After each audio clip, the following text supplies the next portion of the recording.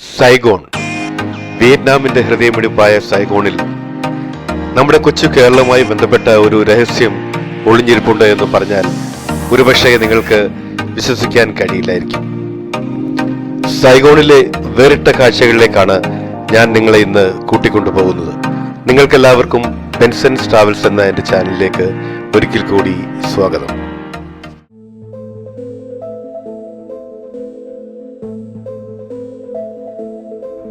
രാവിലെ തന്നെ വിയറ്റ്നാമിലെ ഏറ്റവും വലിയ നഗരങ്ങളിലൊന്നായ ഹോച്ചിമിൻ സിറ്റി എന്ന് വിളിക്കുന്ന സൈഗോണിൽ എത്തിയിരിക്കുകയാണ് ഞാൻ.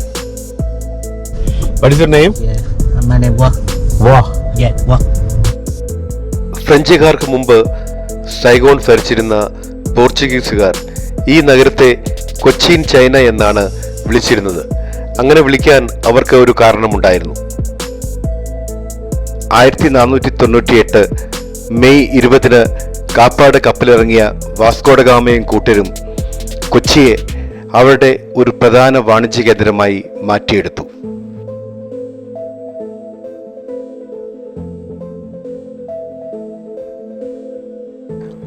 പോർച്ചുഗീസുകാർ കേരളത്തിലെത്തിയതിനു ശേഷം വളരെ വർഷങ്ങൾ കഴിഞ്ഞിട്ടാണ് അവർ വിയറ്റ്നാമിലെ സൈഗോണിൽ എത്തിച്ചേർന്നത്.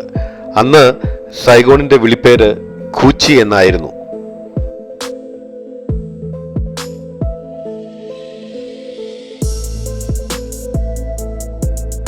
കേരളത്തിലെ കൊച്ചിക്കും സൈഗോണിലെ കൂച്ചിക്കും പേരിൽ വളരെ സാമ്യമുണ്ടായിരുന്നതുകൊണ്ട് പോർച്ചുഗീസുകാർ സൈഗോണിലെ കൂച്ചിക്ക് കൊച്ചിൻ ചൈന എന്ന് പേരിട്ടു.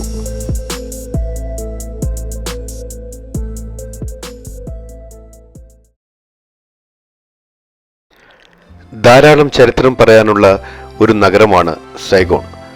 ഒരു കാലത്ത് കംബോഡിയക്കാരുടെ മീൻപിടുത്ത കേന്ദ്രമായിരുന്ന സൈഗോൺ പിന്നീട് പോർച്ചുഗീസുകാരുടെയും അതിനുശേഷം ഫ്രഞ്ചുകാരുടെയും കോളനിയായി മാറുകയായിരുന്നു.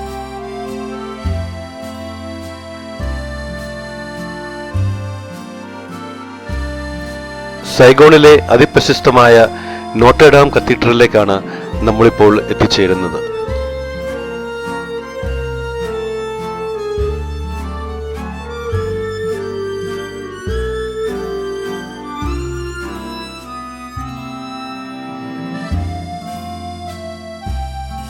കഴിഞ്ഞ 10 വർഷമായി നടന്നുവരുന്ന ഇതിന്റെ പുനരുദ്ധാരണ പ്രവർത്തനങ്ങൾ 2026 മാർച്ച് മാസത്തോടെ പൂർത്തിയാകും.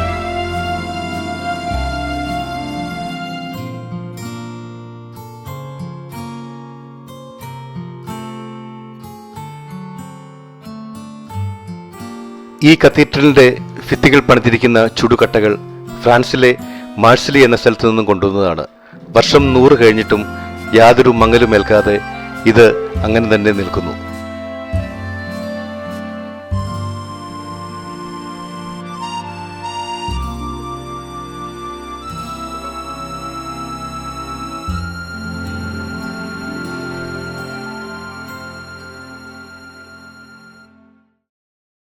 നോത്രഡാം കത്തീഡ്രലിന് തൊട്ടടുത്തായി നിൽക്കുന്ന ഈ മഞ്ഞ കെട്ടിടമാണ് സൈഗോൺ സെൻട്രൽ പോസ്റ്റ് ഓഫീസ്. 1886 നിർമ്മാണം ആരംഭിച്ച് 1891 പൂർത്തിയായ ഇത് ഇന്നും ഒരു പോസ്റ്റ് ഓഫീസായി തന്നെ പ്രവർത്തിക്കും. നല്ല മഴയുള്ള ദിവസമായിട്ട് പോലും ധാരാളം സന്ദർശകരാണ് ഈ പോസ്റ്റ് ഓഫീസും അതിന്റെ ചുറ്റുപാടുകളും കാണുവാൻ ഇവിടെ എത്തിയിരിക്കുന്നത്.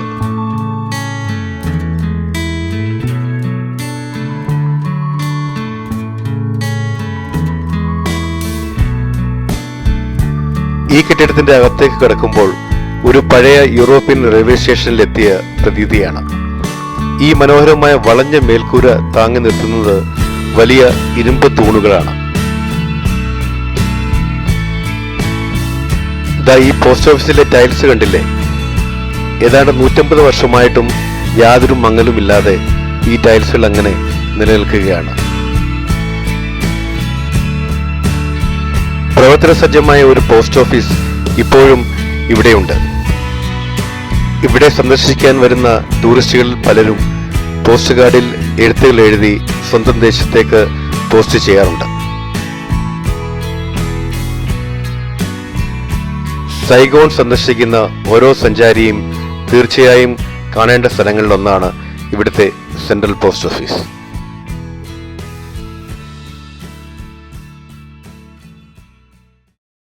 സൈഗോൺ സെൻട്രൽ പോസ്റ്റ് ഓഫീസ് കണ്ടു കഴിഞ്ഞിട്ട് നമ്മൾ പോകുന്നത് വേദനിപ്പിക്കുന്ന ഓർമ്മകൾ തരുന്ന വാർ റെമിനൻസ് മ്യൂസിയം കാണാൻ വേണ്ടിയാണ്. 1955 മുതൽ 1975 വരെയുള്ള വിയറ്റ്നാമീസ് ജനതയുടെ ചെറുത്തുനിൽപ്പിന്റെയും അമേരിക്കയുടെ തോൽവിയുടെയും കഥയാണ് ഈ മ്യൂസിയത്തിന് പറയാനുള്ളത്. യുദ്ധകാലത്ത് അമേരിക്ക ഉപയോഗിച്ച ആയുധങ്ങളും വിമാനങ്ങളും ഹെലികോപ്റ്ററുകളും പാറ്റൻ ടാങ്കുകളും ഒക്കെ ഇവിടെ ഇങ്ങനെ ചിതറിക്കിടപ്പുണ്ട്. കുറച്ചൊരു ദുഃഖഭാരത്തോടു കൂടി മാത്രമേ നമുക്ക് ഈ മ്യൂസിയം കണ്ടിട്ട് പുറത്തിറങ്ങാൻ കഴിയൂ.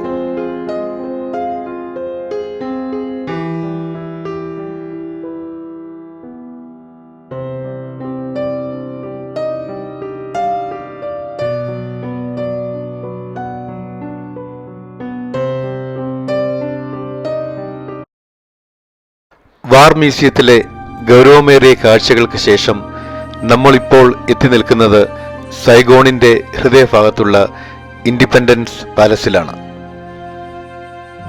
1975 ഏപ്രിൽ 30 വടക്കൻ വിയറ്റ്നാമിന്റെ ടാങ്കുകൾ ഈ ഗേറ്റ് തകർന്ന് അകത്തേക്ക് കയറിയതോടെയാണ് ലോകത്തെ തന്നെ ഞെട്ടിച്ച വിയറ്റ്നാം യുദ്ധത്തിന് അന്ത്യമായത്. ചരിത്രം വഴിമാറിയ ആ നിമിഷത്തിന് ഈ മണ്ണ് സാക്ഷിയാണ്. അതുകൊണ്ട് തന്നെ ഇതിനെ പുനരേകീകരണ കൊട്ടാരം എന്നും വിളിക്കുന്നു. 30ഓളം ഏക്കറിൽ മരങ്ങളുടെ പച്ചപ്പിൽ സ്ഥിതി ചെയ്യുന്ന ഇൻഡിപെൻഡൻസ് പാലസിന് 100ഓളം മുറികളുമുണ്ട്. ഇൻഡിപെൻഡൻസ് പാലസിനടുത്തുള്ള ഈ സ്മാരകം 1968 ജനുവരി 31 നടന്ന ടെറ്റ് ഒഫൻസീവിൽ പങ്കെടുത്ത് വീരമൃത്യു അടഞ്ഞ സൈനികർക്കുള്ള സ്മാരകമാണ്. സ്മാരകത്തിന് ചുവട്ടിൽ സുഗന്ധത്തിരികളോടൊപ്പം സിഗരറ്റ് കുറ്റികളും പുകയുന്നുണ്ട്.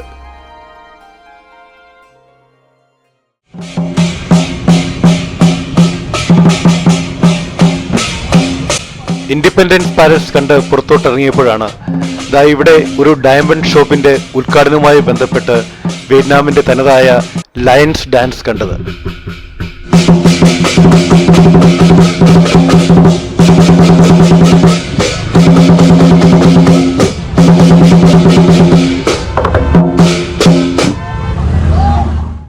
സൈഗോൺ ബൊട്ടാണിക്കൽ ഗാർഡന്റെ മുന്നിലാണ് നമ്മളിപ്പോൾ നിൽക്കുന്നത്.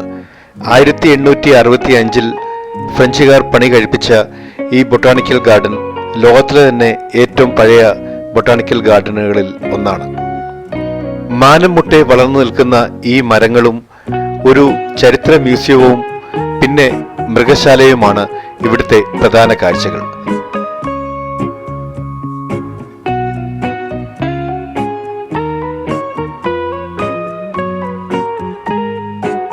കൊച്ചുകുട്ടികളുമായി വരുന്ന മാതാപിതാക്കന്മാരാണ് ഇവിടുത്തെ പ്രധാന സന്ദർശകർ. ബൊട്ടാണിക്കൽ ഗാർഡന്റെ ഒരു വശത്ത് വിയറ്റ്നാമിന്റെ സ്ഥാപകരായ ഹങ് രാജവംശത്തിനു വേണ്ടി സമർപ്പിച്ചിട്ടുള്ള ഒരു അമ്പലവും കാണാം. ഒന്നാം ലോകമഹായുദ്ധ കാലത്ത് മരിച്ച വിയറ്റ്നാമീസ് ഭടന്മാരുടെ ഓർമ്മയ്ക്ക് വേണ്ടിയായിരുന്നു ഈ അമ്പലം ആദ്യം ഇവിടെ പണിതത്. പിന്നീട് 1955 ഇത് ഹങ് രാജവംശത്തിനു വേണ്ടി സമർപ്പിച്ചത്.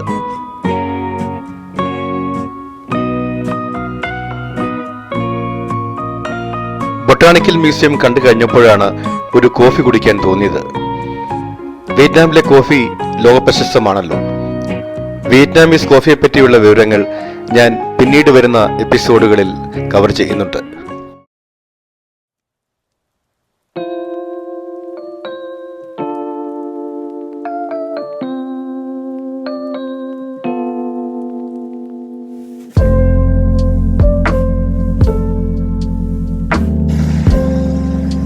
ഹോച്ചിമിൻ സിറ്റിയിലെ ഹുയെ സേ എന്ന് പറയുന്ന ഒരു കത്തലിക് ചർച്ചിന്റെ മുന്നിലാണ് ഞാനിപ്പോൾ നിൽക്കുന്നത്. ക്രിസ്മസിന് ഇനി ഏതാണ്ട് 1.5 മാസം ഉണ്ടെങ്കിലും അതിന് മുമ്പ് തന്നെ ഇവിടെ ക്രിസ്മസിന്റെ അലങ്കാരങ്ങളൊക്കെ തുടങ്ങിക്കഴിഞ്ഞു. നഗരത്തിന്റെ പല ഭാഗത്തും ക്രിസ്മസിന്റെ വൈബ് ഇങ്ങനെ പ്രത്യക്ഷപ്പെട്ടു വരുന്നു. ഈ ചർച്ചിന്റെ മുന്നിലും ക്രിസ്മസിന്റെ ബോർഡുകളും അലങ്കാരങ്ങളും ഒക്കെ പ്രത്യക്ഷപ്പെട്ടു കഴിഞ്ഞു. വളരെ ഭംഗിയുള്ള അലങ്കാരങ്ങളാണ്. ചർച്ചിന്റെ മുൻവശത്തെ വാതിൽ തന്നെ ഈ അലങ്കാരങ്ങൾ കൊണ്ട് മറച്ചിരിക്കുന്നു. ജീവൻ തുടിക്കുന്ന പ്രതിമകൾ ആ ചർച്ചിന്റെ മുന്നിൽ സ്ഥാപിച്ചു കഴിഞ്ഞിരിക്കുന്നു. നമുക്ക് ആ കാഴ്ചകളൊക്കെ ഒന്ന് കാണാം.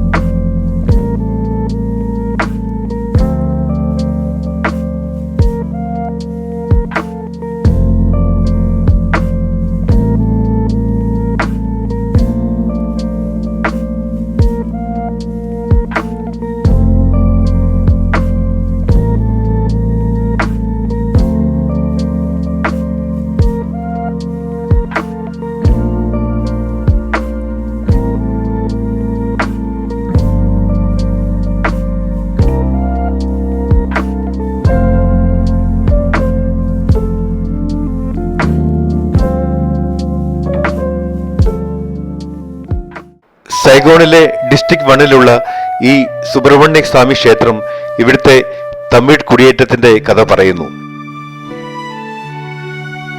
20-ാം നൂറ്റാണ്ടിന്റെ ആദ്യ ദശകങ്ങളിൽ തന്നെ തമിഴ്നാട്ടിൽ നിന്നുള്ള ചെട്ടിയാന്മാർ സൈഗോണിൽ കച്ചവടത്തിനായി എത്തിയിരുന്നു.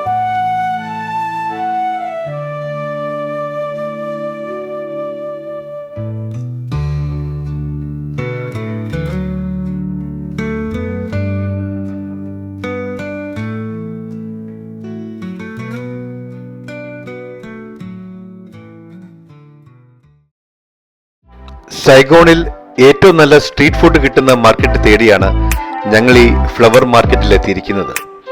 ഫ്ലവർ മാർക്കറ്റിൽ സ്ട്രീറ്റ് ഫുഡോ എന്ന് വിചാരിച്ച് നിങ്ങൾ അത്ഭുതപ്പെടേണ്ട.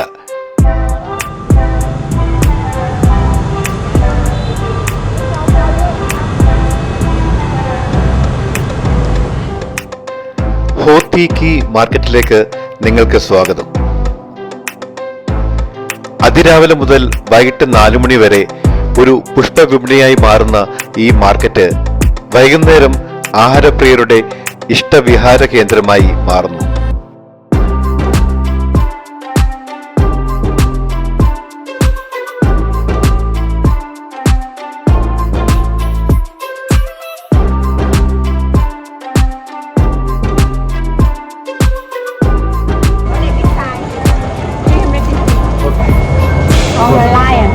പ്രധാനമായും കടൽ വിഭവങ്ങളാണ് നമുക്കിവിടെ കഴിക്കാൻ കിട്ടുന്നത്.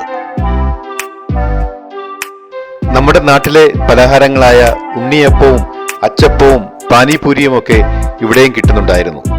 ഒരുപക്ഷെ കടൽ കടന്നെത്തിയ പോർച്ചുഗീസുകാർ ആയിരുന്നിരിക്കണം നമ്മുടെ നാട്ടിലും വിയറ്റ്നാമിലും ഇതൊക്കെ ഫേമസ് ആക്കിയത്.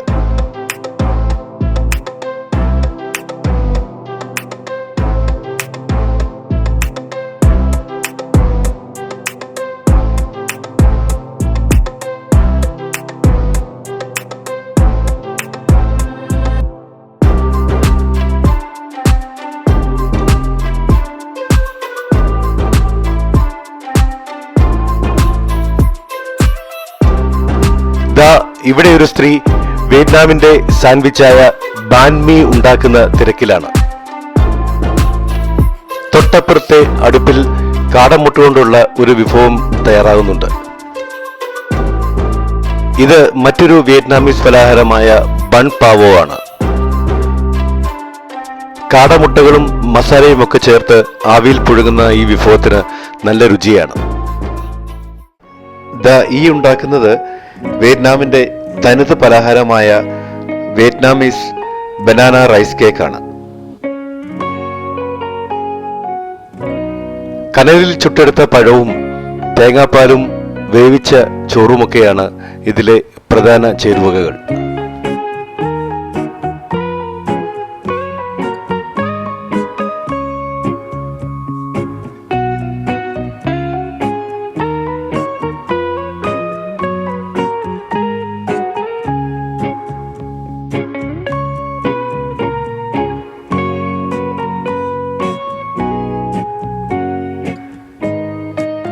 സൈഗോണിലെ ഈ തെരുവുകൾ നമുക്ക് നൽകുന്നത് കേവലം കാഴ്ചകൾ മാത്രമല്ല, വലിയൊരു അതിജീവനത്തിന്റെ പാഠം കൂടിയാണ്. യുദ്ധത്തിന്റെ കയ്പുള്ള ഓർമ്മകളിൽ നിന്ന് ലോകത്തിന് തന്നെ മാതൃകയാകുന്ന രീതിയിൽ ഈ രാജ്യം വളർന്നു വന്നത് അത്ഭുതകരമാണ്. ചരിത്രവും പാരമ്പര്യവും ആധുനികതയും ഇവിടെ കൈകോർത്ത് നിൽക്കുന്നു. ഓരോ കോണിലും ക്യാമറയിൽ പകർത്താൻ പുതിയൊരു ഫ്രെയിം ഈ നഗരം എനിക്കായി കരുതി വെച്ചിരുന്നു. വിയറ്റ്നാം യാത്രയുടെ ആദ്യ ഭാഗം ഇവിടെ അവസാനിക്കുകയാണ്. സൈഗോണിലെ ഈ കാഴ്ചകൾ നിങ്ങൾക്ക് ഇഷ്ടപ്പെട്ടുവെന്ന് കരുതുന്നു. ഈ വീഡിയോയെക്കുറിച്ചുള്ള നിങ്ങളുടെ അഭിപ്രായങ്ങൾ താഴെ കമന്റ് ചെയ്യാൻ മറക്കരുത്. അടുത്ത ഭാഗത്തിൽ വിയറ്റ്നാമിലെ മറ്റൊരു വിസ്മയമായ കൂച്ചി ടണലുകളിലേക്ക് നമുക്ക് ഒരുമിച്ച് പോകാം. This is Benson John signing off from Benson's Travels.